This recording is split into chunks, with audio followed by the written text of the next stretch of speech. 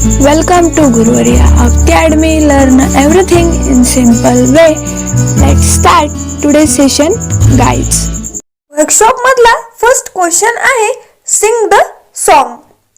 हे जे काही वी शॅल ओव्हरकम हे सॉन्ग आहे, पोयम आहे, ते तुम्हाला सिंग करायचं आहे. क्वेश्चन नंबर सेकंड आहे each line in the poem tells you something about the people singing it. Read the sentences in column A and write the appropriate lines in column B. कवितेतील काही ओळी काहीतरी अर्थ सांगण्याचा प्रयत्न करत आहेत आणि त्याच लाईन्स आपल्याला इथे लिहायच्या आहेत. The people have to suffer many hardships today. We shall overcome someday. Next sentence, they do not have equal status and friendly relations with other people in society today. We work hand in hand someday. Other powerful people are trying to frighten the people singing the poem we are not afraid of. Next sentence, the people singing the song are not free today. The truth shall make us free someday.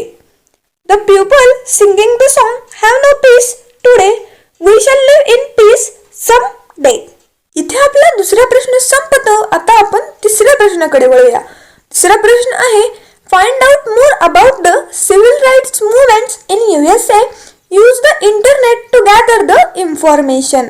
USA मध्ये civil राईट्सची जी काही movement झाली त्याच्याबद्दल थोडीशी माहिती आपल्याला शोधायची आहे आणि त्याकरिता आपल्याला इंटरनेटचा वापर करायचा आहे. Answer, the civil rights movements in the United States was a decades long struggle by African Americans and their like-minded allies to end institutionalization, racial discrimination, disenfranchisement, and racial segregation in the United States. The movement has its origins in the Reconstruction era during the late 19th century, although the movement achieved its largest legalistic gains in the mid-1960s after years of direct actions and grassroots protest. The social movement's major non-violent resistance and civil disobedience campaigns eventually secured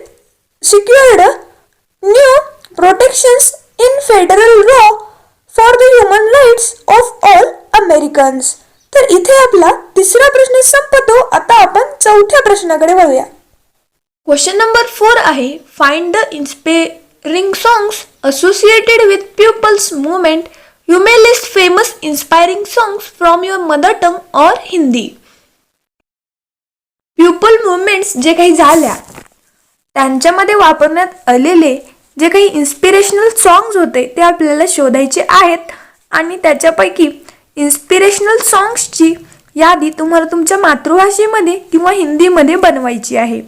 तर इथे मी हम होंगे कामयाब ही poem as a inspirational song लिहिली आहे, कारण ही poem people मुवमेंट्समध्ये आपल्या भारतामध्ये वापरलेली आहे. हम होंगे कामयाब, हम होंगे कामयाब एक दिन, हो मन में है विश्वास, पूरा है विश्वास, हम होंगे कामयाब एक दिन, हम चलेंगे साथ साथ डाल हाथों में हाथ, हम चलेंगे साथ साथ एक दिन, मन में है विश्वास, पूरा है विश्वास, हम चलेंगे साथ साथ एक दिन. होगी शांति चारों ओर, होंगी शांति चारों ओर एक दिन, मन में है विश्वास, पूरा है विश्वास, होंगी शांति चारों ओर एक दिन. डर किसी का आज नहीं, डर किसी का आज एक दिन, मन में है विश्वास, पूरा है विश्वास, नहीं डर किसी का आज एक दिन, हो मन में है विश्वास, पूरा है विश्वास, हम होंगे कामयाब एक दिन. विद्यार्थी मित्रांनो, ही जी काही पोयम आहे हम होंगे कामयाब, ही सिमिलर आहे वी शॅल ओव्हरकम या पोयमशी. इथे आपला चौथा क्वेश्चन संपतो. आता आपण 5व्या क्वेश्चन कडे बोलूया. 5वा क्वेश्चन काय म्हणतो पाहूया. Note that many times do is used to show emphasis. Example, I do believe. Write 3 more sentences using do for emphasis. बऱ्याच वेळेला do हा शब्द emphasis म्हणून दर्शवला जातो. तर इथे त्याचे एक्झाम्पल म्हणून आपल्याला दिलं गेलं आहे I do believe. त्याचप्रमाणे आपल्याला do हे emphasis म्हणून ज्या ठिकाणी वापरलं असे 3 सेंटेन्सेस लिहायचे आहेत. फर्स्ट आहे Do you play football? Second, does he speak English? Third, do you know the answer? Here we completed our 5th question. Now move towards the 6th question. 6th question आहे the words we shall show firm resolve to do something. Read the pledge given in your textbook.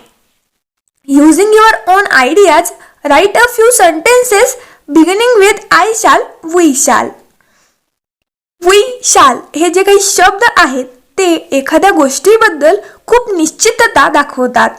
आपण आपल्या textbook मधली जी काही pledge आहे त्याची सुरुवात we shall या शब्दांनी करतो. म्हणजेच आपल्या प्लेज मध्ये खूप ठामपणा आहे असं देखील आपल्याला म्हणता येईल. तुमच्या स्वतःच्या कल्पना वापरून I shall आणि we shall यांच्यापासून काही वाक्य तयार करा.